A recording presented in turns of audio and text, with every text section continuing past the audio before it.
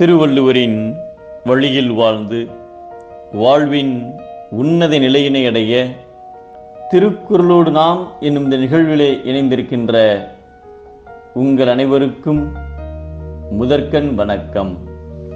குறள் எண் 845, அதிகாரம் புல்லறிவாண்மை. ஞானி ஒருவர் பல நூல்களை கற்று பல்வேறு துறைகளில் மிகுந்த ஞானம் பெற்று இருந்தார். உலகில் நடைபெறும் பல்வேறு நிகழ்வுகள் குறித்தும் துல்லியமாக தெரிந்து வைத்திருந்தார். சிறந்த பேச்சாளராகவும் எழுத்தாளராகவும் விளங்கினார். ஒரு சமயம் ஒரு கலந்துரையாடல் நிகழ்ச்சிக்கு அவரை சிறப்பு விருந்தினராக அழைத்திருந்தார்கள். அந்நிகழ்ச்சியில் அவர் பல்வேறு கருத்துக்களை மக்களிடம் விவாதித்தார். விவாதம் முடிந்ததும் கேள்வி நேரம் வந்தது. ஏராளமான கேள்விகள் அவரிடம் ஒவ்வொருவரும் கேட்டனர்.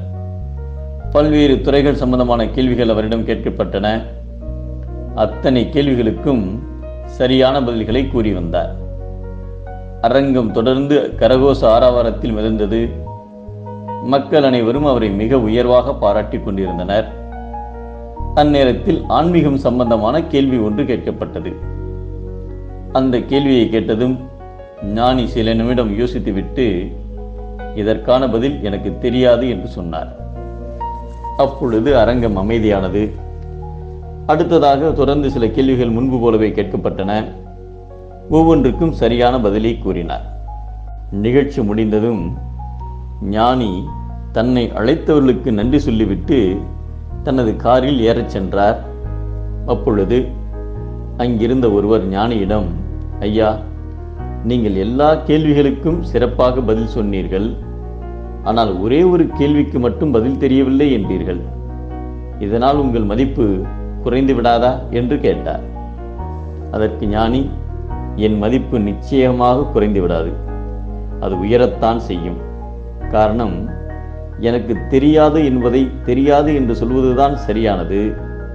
தெரியும் என்று சொல்லி அதற்கு நான் மழுப்பலாக பதில் சொன்னால்தான் என் மீது மக்கள் கொண்டுள்ள மதிப்பு குறையும். உண்மையில் அந்த கேள்விக்கான பதில் எனக்கு தெரியாது.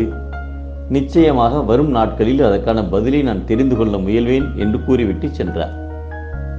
தான் அறியாதவற்றை அறிந்தவர் போல் ஒருவர் காட்டிக்கொண்டால் அவர் ஏற்கனவே நன்கு அறிந்தவை பற்றியும் மற்றவர்க்கு ஐயம் உண்டாகும் என்பதை கல்லாத மேற்கொண்டு ஒழுகல் கசடர வல்லதும் ஐயம் தரும் என்கிறார் நம் தெய்வப்புலவர் திருவள்ளுவர். அறிந்தது போல் நடித்தல் புல்லறிவு, அறியாமையை ஒத்துக்கொள்ளுதலே நல்லறிவு.